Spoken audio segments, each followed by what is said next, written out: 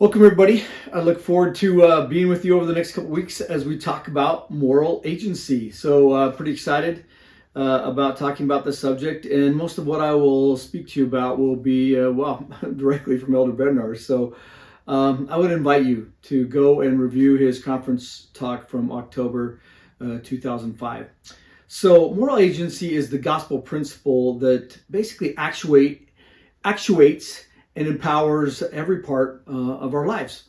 And so actuation refers to a process of putting something into motion or action.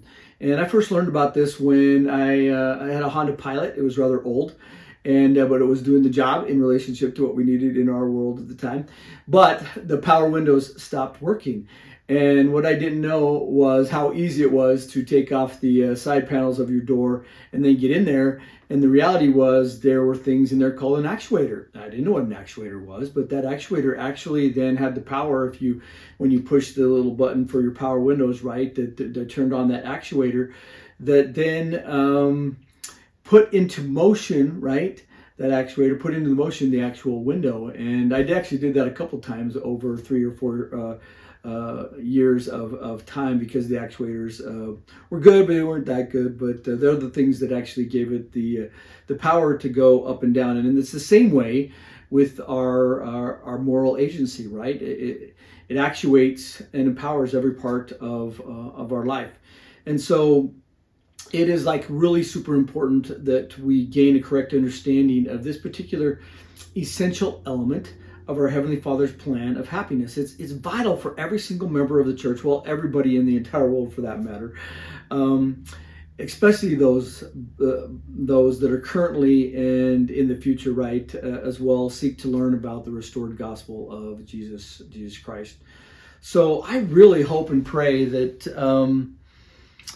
over the next couple weeks that the Holy Ghost will be with us, and that it will strengthen and teach us as we reflect together on the vital role that moral agency has for us in our lives and fulfilling the purpose, our purpose in life. So let's just review about our purpose for a moment in life, right? The purpose of our Heavenly Father anyway. The overarching purpose of our Father's plan is to provide His Spirit, was to provide and is to provide with His Spirit children the opportunities to receive a physical body, to learn good from evil through our mortal experience, and to grow spiritually and to progress eternally. So moral agency is a central element in our Heavenly Father's plan to bring to pass the immortality and eternal life of His daughters and His sons. So this essential principle is referred to in the Holy Scriptures as agency, moral agency, or a lot of times we see the words the freedom to act and the freedom to choose and to act. But I really love the term moral agency. Synonyms for the word moral include good, honest, virtuous, and honorable.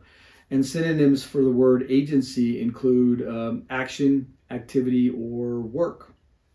Hence, moral agency can be understood as the ability and the privilege to choose and to act for ourselves in ways that are good, honest, virtuous, and honorable. So, on that note, that idea about what the actual word moral agency means, I look forward tomorrow and getting going and speaking more about all of this. So thank you for being here, and I hope this is helpful over the next couple weeks as we talk about moral agency. And hopefully it'll bless you in a way that you can utilize your moral agency more fully in your life, and realize how it really does actuate everything that you choose to do. All right. We'll see you tomorrow, and we'll talk to you later. Have a great day.